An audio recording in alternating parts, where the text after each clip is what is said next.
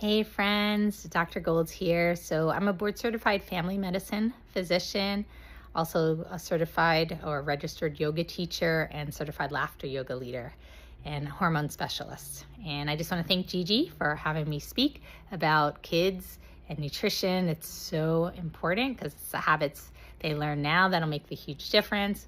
So for me, I've been in practice over 25 years. I can see all age groups as a board certified family medicine physician, and things that I've learned doing the research in this area is it takes about 10 to 15 times for a person of any age to know if they like a food.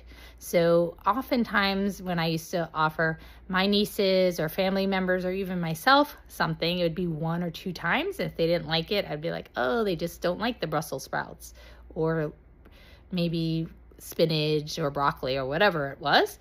But also realizing, what do they like? If they like things crunchy, now I eat Brussels sprouts that are potato chip Brussels sprouts. All that means I roast them, put some sea salt, a little avocado oil, so good, and stick it in the oven. But when I had it as a child, it was mush, and I did not like it. I despised it. I said, I'm never eating Brussels sprouts again. Again, it was mushy green stuff. Got older, my father-in-law made these crunchy Brussels sprout potato chips that were so good. It's on our Cooking in the Kitchen with Drew if you want the recipe on YouTube. Oh, so good. So I just share this because we can make things yummy for the kids. We don't have to lie to them or mislead them. They can be part of the process. So if you have a community garden and they're actually picking the fruits or the vegetables, or you go to a farm to do that, I think that's always fun. There's arrow gardens or tower gardens. Of course, if they're going grocery shopping with you, there's so many aisles for candy, so it's easy to kind of get misled. And of course, candy tastes good. I get it. But you can add sweetness to fruits and vegetables. Fruit is usually sweet, but if it's not, you can make popsicles out of it. It's okay to add like monk fruit sweetener, a little bit of raw local honey, which has natural antibodies, which can be really good for allergies, especially the raw local honey if they're over 1 year old. But I think it's really important to work with the child and just some education too, at the level they're at. So do you want to play with your friends? If you're eating this type of food, this can provide you with some energy so you can be playful, so you can feel good, you won't get a bad tummy. And if they really want the junk food, the way I see it too, I would never tell someone they can't have something. You just make it more like, more enticing. Just, imagine you told your kids, you can't open your Christmas presents. You can't open your Christmas presents. Well, what do they want to do? So same with junk food. I won't say you can never eat there or not, but can we add some more balance? And then also having outside just a area with a big bowl of fruits or even some vegetables too. I mean, kids, when it's cut up, vegetables, some carrots. One of my friends, she didn't realize every time she chews, it works her jaw, and she was having trouble sleeping. And it was because her jaw wasn't being worked enough. She was drinking mostly smoothies or soft foods. When she started eating the harder foods and chewing and worked her muscles, she was able to breathe better. So that makes a huge difference in life. And oftentimes we may not even think about, it's called microagnesia. I think I'm pronouncing that right, but basically a small jaw. And what the studies have shown, if you look at prehistoric humans and humans today, our jaws have been shrinking just because we're cooking foods, we're drinking more smoothies, we're just not using our jaws as much. And that can cause sleep apnea, major issues, and which we know if you're not getting enough oxygen, decreased blood flow to the brain, to the heart. Number 1 risk factor for death in America is heart disease. So we're just raising our risk for problems if we have small jaws. So making sure you have some crunchy vegetables can make a difference, and just having it out for the kids. So making it harder, or just don't even buy the junk food. We had a rule of thumb, just no soda growing up, no major chips in the house. It just made it easier. And remember, those types of foods, we never feel full. And I was wondering about this, but my brother bought this big bag of chips we got from Walmart. It was a BOGO, buy one, get one free. And then he also got some almonds and apples. Well, he put the almonds and apples. We ate some of those and we stopped. But those chips, I'm not kidding, we went through 2 huge bags. We were watching a movie and we were eating mindlessly. So even if you want to eat some of those foods, dole it out into a plate. Don't just have the whole bag out there, because sometimes you're like, well, I won't eat as much. I'll buy small bags. This is my Aunt Lorraine. She's like, I'm just going to buy small bags of potato chips. Now, mind you, she loves potato chips. So do I. So she bought all these small bags at Costco. Well, what did she do? She ate several bags at one time. So she got the equivalent of a big bag. So that doesn't always work. Same with ice cream. You may be wanting to save money. There's BOGOs and you're like, oh, I'll buy 2. But then you eat it all and you're like, oh my goodness. So use a common sense approach. It can be a treat. It's fine to go out to eat if you want to go to a place. But if you make it on a consistent, regular basis, eating unhealthy, that's how the kids are going to feel. So how you're going to feel too. Not feeling so good. And sometimes you feel fine. You're like, I don't feel bad when I eat junk food. But that's just not always a good thing, because your body may be just used to it. When I used to eat junk food when I was younger and eat at some of the fast food places. If I eat that now, I get so sick, but it's because my body's rejecting the unhealthy food. It's not used to it because I've been consuming a lot of healthier foods. I'm not perfect by any means. It's okay to have some sweetness in my life, but I try to have the healthier sweetness. And all I mean by that is if I'm going to eat something that's sweet, like even ice cream, I'll try to go to the health food store so they use real sugar, not artificial sweeteners. The other part that I try to do is figure out what drinks. If I want like a soda, I'll sometimes do a little kombucha, or you can do the soda streams, which is so much fun. And then the kids can make it themselves. We have something called, ginger. You can get minced ginger. You can pick real fruit and put it in that seltzer water or that bubbly water that you have from the soda stream. And those are just fun treats, and the kids are getting involved in making it. So they're more invested. And I think the more you can invest our children into what they're eating, why they're eating it, how it makes them feel, noticing where their food comes from, helping to grow it or prepare it. My nieces love to cook, so sometimes we just have them making the salads or some basic stuff. Even we have taco, when we did the salads, she did an Israeli salad, but just even putting together the cut up, because you can just buy cut up vegetables. She just put all those cut up vegetables together and made a nice salad. But the other part is, if you want to have like a Taco Tuesday and then you just use more wholesome foods, the lechuga, the lettuce, the dark romaine, and doing organic when possible. I understand costs, so it can be a lot more cost effective to get stuff in season. And I've gone to markets right when they're about to close, and a lot of times I get all these discounts because a lot of people don't want to take everything home. So even a watermelon one time I got for free, or I got it hugely discounted. They're like, we don't want to carry all this home. So some options there, and it's okay. Just do your best with what you can buy and what you're using, and try not to waste, because I get that too. But there are little hacks, like even with onions, when you cut them, you can put it on a wet paper towel. My husband does this, and keep it in Tupperware. Some stuff you can freeze. I usually buy frozen fruit.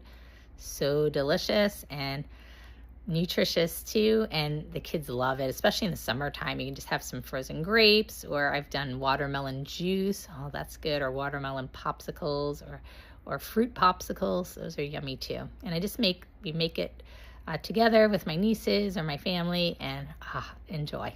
So Dr. Gold's here. Remember, there are cost-effective ways. There's also something called food prescriptions. The food banks have some opportunities to get wholesome foods, even from the farms. And you can also talk to different programs, or find out about different programs in your area to get fresh fruits and vegetables. There's buses that bus these in if there's not a lot of opportunities to have this where you live. But just know there are opportunities out there. You just may have to search for them. Love you. Mwah. And thank you, Gigi. Thank you, everyone, for listening and watching this. Take care. Toodles. Hi, I'm Nina Maron. What an honor it is to sit here to be before you and talk about trauma. Trauma to peace. Wow. And who better but Gigi Sabat to talk about that? Gigi is a huge inspiration to me, and it is more than an honor to sit here and share a little bit about my story, which I would say is, from survival to peace to thriving to um, success beyond my wildest dreams. And I say that because coming from what I came from, I won't even say where I came from. I grew up in Brooklyn. Coming from what I came from, um, which was horrific, horrific abuse and neglect. Um, to be able to, sit in the home that, I created with my two beautiful sons and husband, and have a graduate degree, have a thriving practice where I help and support survivors myself. I mean, all of that, it's really absolutely been a dream come true for me. And again, it's just what an honor to be able to sit here with you all. I want to get into how I did it, because there are many people out there right now who are struggling. They're struggling with addiction. They're struggling with self-harm. They're struggling with self-defeating behaviors and thoughts, and feeling hopeless and alone and empty. And what I want to say to each of those people is, I was you. I was you. I want to share how I triumphed, how I achieved trauma to peace, right? What an incredibly moving and beautiful poem, Gigi. Thank you so much for your gift to the world. For you, you are a gift to the world. Your writing is a gift to this world. Your being, your excitement, your capacity for incredible survival, but not just survival, what you've triumphed over, what you've done with your life. You are a model. So I was a drug addict all of my life. It started when I was 14 years old, and the panic and anxiety was so severe that I dropped out of high school. I came to understand, and I love how, Gigi, I love how your poem just talks about this, talks about the numbing, the running. Wow, thank you. That's every time I hear that, every time I experience such a sense of, I did it. I did it. I stopped numbing. I stopped numbing, and I told this story. I finally broke through and told the story. And I want to talk a little bit about that, a little bit about how we can help survivors by being a safe space for them, because survivors want to tell their story. They want to heal. But their experiences have led them to believe, to feel that they can't, because somewhere along the line, when they shared about other things, they were shut down and invalidated, which is why it's so critically important to learn the language and learn the communication style, learn what it looks and feels and breathes like, what it behaves like, to hold space for kids in crisis, kids typically developing, kids with trauma histories, all the same. Like, what does it look like to be a safe person? What are the nuts and bolts of that to be a safe person? But I want to get back to that. I want to quickly just share how I feel qualified to talk about trauma to peace, right? So I shared being 14 and that I was experiencing extreme anxiety to the point of where I was put on Xanax, Klonopin, all of those, which I was addicted to all of my life. That came from running. That came from not having safe spaces to tell my story. I was born in Brooklyn to parents who divorced. I was 3 years old when this happened. My father fell into a clinical depression and began molesting me because he was so distraught after my mother had left him for another man. And my mother began living with that man. Fast forward, I was 5 years old, and my mom thought it was a good idea to send me away to a type of foster family, but it's called a Fresh Air Fund. It's supposed to be an outdoor experience where children get to, inner city kids get the experience of being in the outdoors. Unfortunately, at 5 years old, while in that foster family, I was raped by two young men.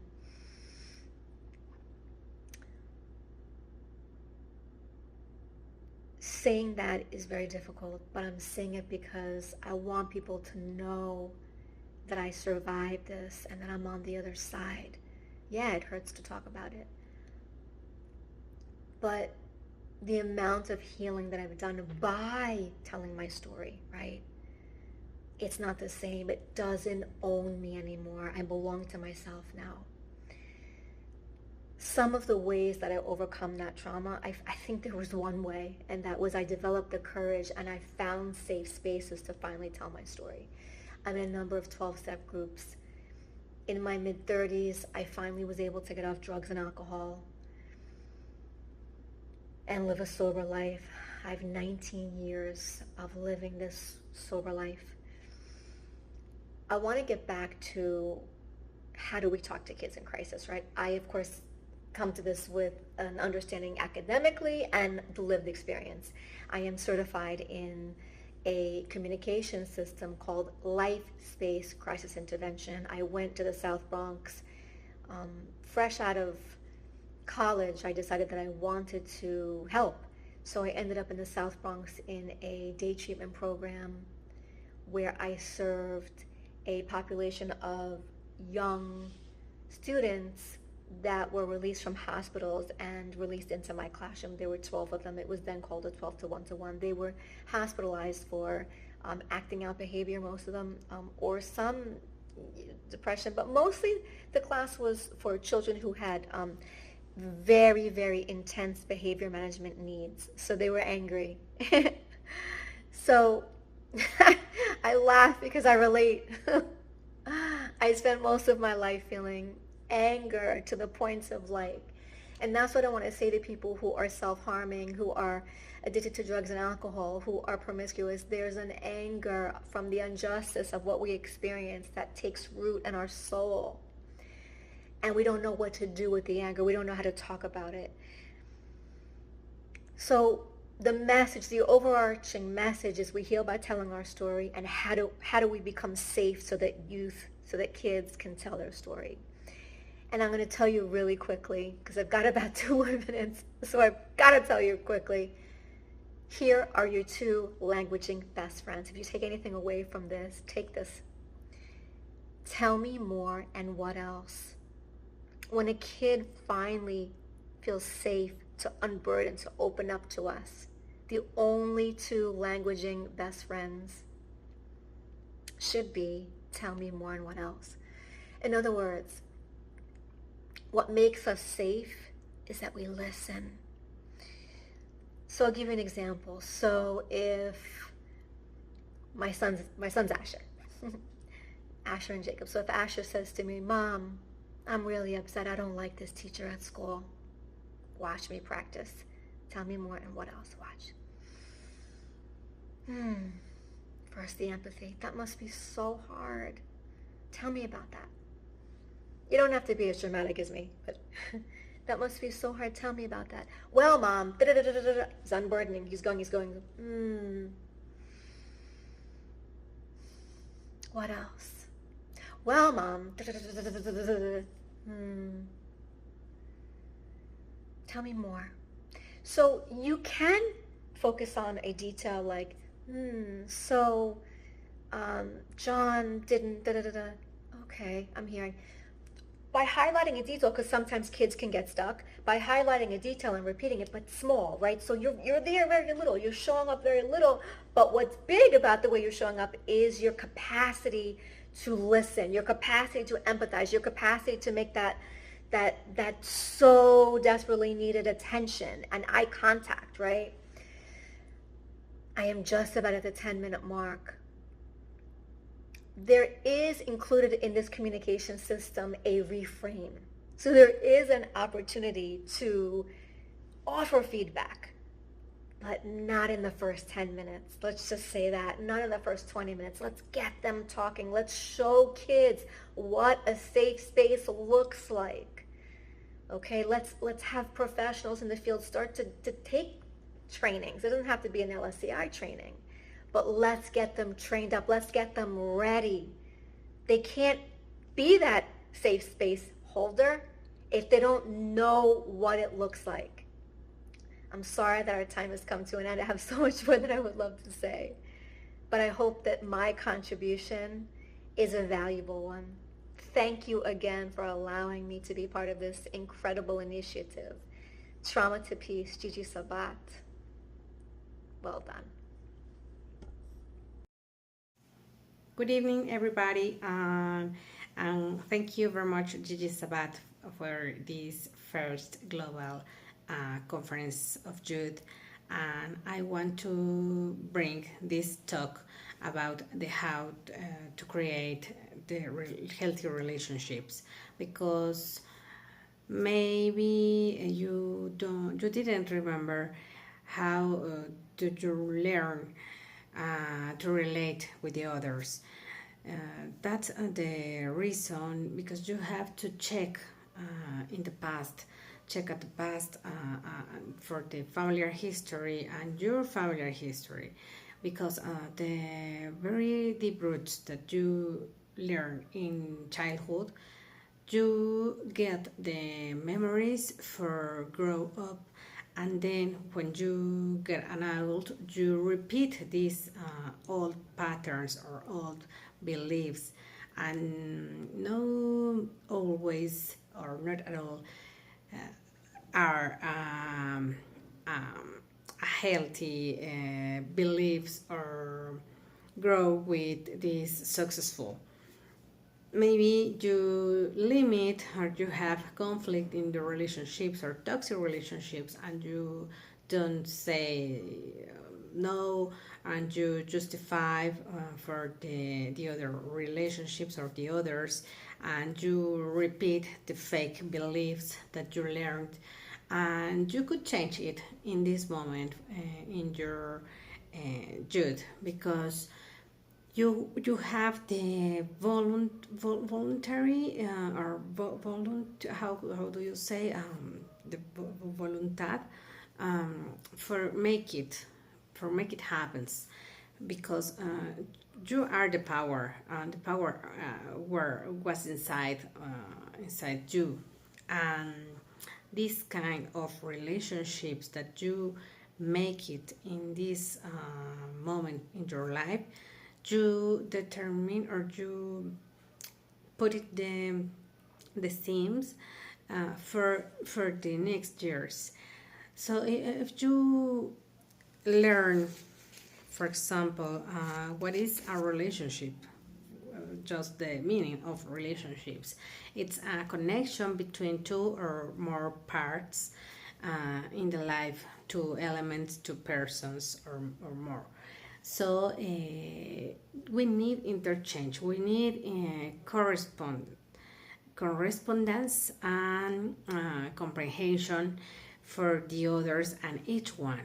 If you have this comprehension and you have the limits, the clarity for put it in the limits and the new beliefs, you can change it, the past. You can change the last automatical things that you get final not successfully, for example the toxic relationships. But if you want to change it, you could do with more conscientious in your decisions and make it responsibility. When you are responsible for this, you take new results, a new ending, and new relationships, for example. So if you want to change the sadness, the shamed relationships, the angry, the when you get injured. Let me see. I put this. Okay, when you repeat the old family patterns, and if you mistreat yourself or judge, you have judged for yourself or for the others, you can change it and take care of yourself. So without the judge, you can say just what is what is happening in this moment, here, now, and you can do the object, like object form, not personal form. So it's just they do this form with attention, and you could change for breaking them, breaking the old patterns, breaking and then allow the new forms that you do, the new beliefs. Love yourself with respect, respect with the others, and it's not the same. For example, eat for nourish yourself, or eat fast food, or eat healthy food. That's the difference, for example. So the roles in your family history, if you don't take your place, you don't up your hand when you have to respond for a conflict, or if you want to give your opinion, just silence. Maybe this silence is it's like a violence communication and not a prudence communication. So identify this form, and you could get up your hand and say your do you think, but like with respect, with respect the others, with respect the other opinions, and you could put it the limits. That's the put to limits, the boundaries, with love and respect. Okay, so not fate, not just fighting each every moment in the familiar relationships, or in the laboral relationships, for example, or social relationships, not with the hating. So you can do this change if you want, and then put attention about what kind of relationship do you have right now in your life, because if you check what is the relationship that do you have right now, you could let's see, what do you want. I want to the automatical toxic relationships, or I want nourishes relationships. So for example,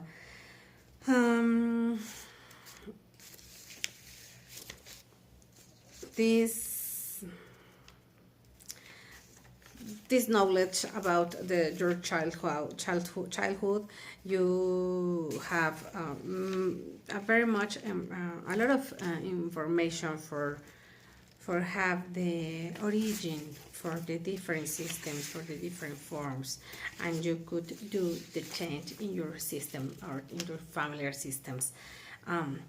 If you could transform all the pain of the past into knowledge, fertility for growth, strength, love, resilience, forgiveness, and healthy relationships in balance, then you can see the light in your side, in yourself, inside of you. So you could become a new person, a vitamin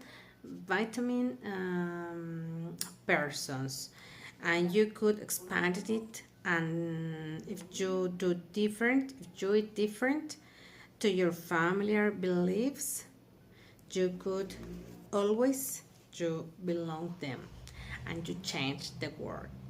So I have this message for you, and if you want to make this change in by one in a therapy in private, I am in arroba consultas Atenea in Instagram, and you could find me in my social media. And well, just I appreciate this time for give to you this message. And if you want a new relationship, you can do it, you can make it, and you can conserve it. So it's up to you. And thank you very much. Thank you, Gigi. And it's with love this message for you. Thank you.